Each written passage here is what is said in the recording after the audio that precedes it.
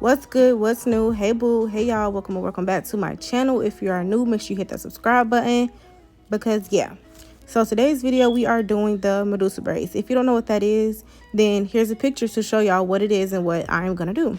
So just sit and continue to watch the video so I can show y'all how I achieve this look. And I hope this video is very helpful for y'all. Make sure y'all like, comment, share, subscribe, and enjoy the video.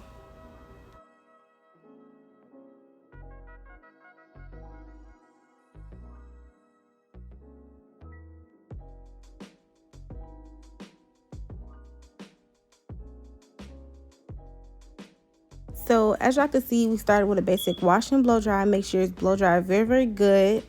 Yes, this is my client where I dye her hair pink in the back and blonde at the top. But yeah, go watch the video if you haven't already. But this is me sectioning off or parting the hair off for the first braid. She only wants 4 braids and she's getting like some cute buns in the back with curls in it and everything. She wanted curls coming out the braids as well. So first things first, what you want to do, you want to put gel on the part. You're going to do that with any braid you do. Put gel on the part and comb it through. Make sure you comb it through. If you don't comb it through, then you're not gonna, it's not gonna be easy to braid. So you want to make sure that part is combed through. And then you want to go ahead and part out sections. Okay, part out sections. And these sections are what you're going to braid to achieve the MEDUSA look. So when achieving it, you're going to braid down one part, braid up the other part, down one part, up the other part. And you're going to keep doing that till you get to the nape of the neck. I didn't do it all the way to the nape of the neck because she didn't want that. And even if I did, it would be really bunched up and it would not look right. So I stopped it at a certain point and I just braided it straight down. But as y'all can see, I'm finna start off the first little section. Start off at the top. And then you want to braid down and y'all going to see me loop it around and braid up, if that makes sense.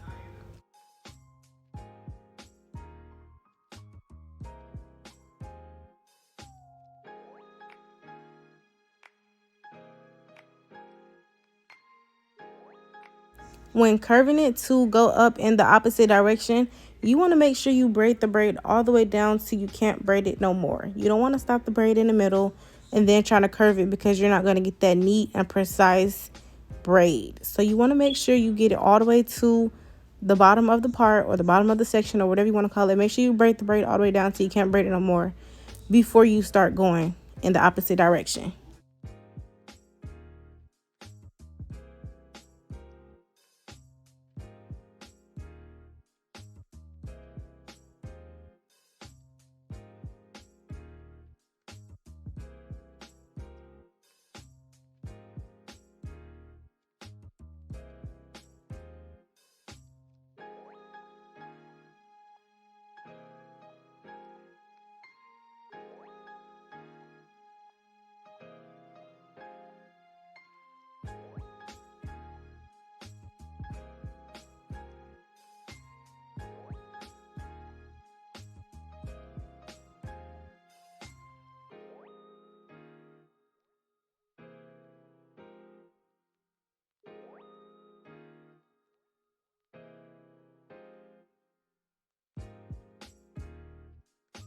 Sometimes combing in between each section will definitely help because when you first put down the gel and then you start from the beginning of the braid, by the time you get back there, it's kind of hold it together, if that makes sense. So you kind of got to comb it out so it can be easier to braid basically.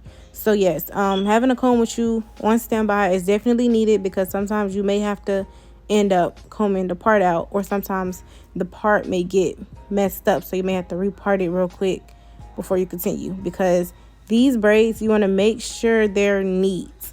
You want to make sure they're neat. I cannot stress this enough because I mean, that's the style, like the braid, you know what I mean? Like if the braid isn't neat, you're not gonna be able to see what's going on because the braid itself is already a lot. Like it's a squiggly braid, MEDUSA braid, whatever you want to call it. The braid itself is already a lot, so you want to make sure it's as neat as possible. The part is as neat as possible because you want it to look its best. And I only added hair at the end of the braid because how thick my client's hair was. So in order to determine where to add hair in, you just have to get a feel for how your client hair is and go from there.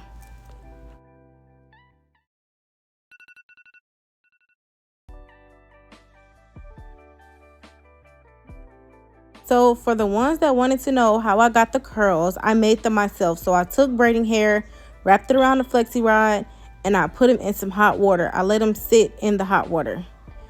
So yeah, I just wrapped the hair around the flexi rod and I set it in hot water for, it didn't even have to sit in there long really. Just put it in there, make sure it's all the way under there. And to get it out of the hot water, I use a water heater.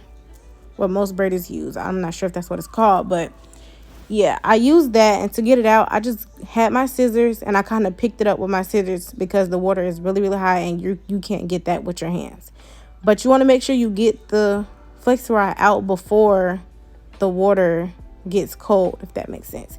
Because once it gets cold, then the curl is not going to be as tight as it can be before you, yeah, you know. Yeah, so here's me unraveling it. What I did, just take little pieces, crocheted it into the bun. She wanted it in the bun and on her braid, so I just crocheted it into the bun. I cut it so it can look good, look neat. She didn't want them too thick and she didn't want them too thin, so you know you had to make some adjustments to how your client wants it. But yeah, y'all, I hope this video was very helpful for y'all. Make sure y'all like, comment, share, subscribe. If y'all want a more detailed or in-depth video, just let me know and I will definitely give that to y'all. I will see y'all in my next video. Talk to y'all later. Bye.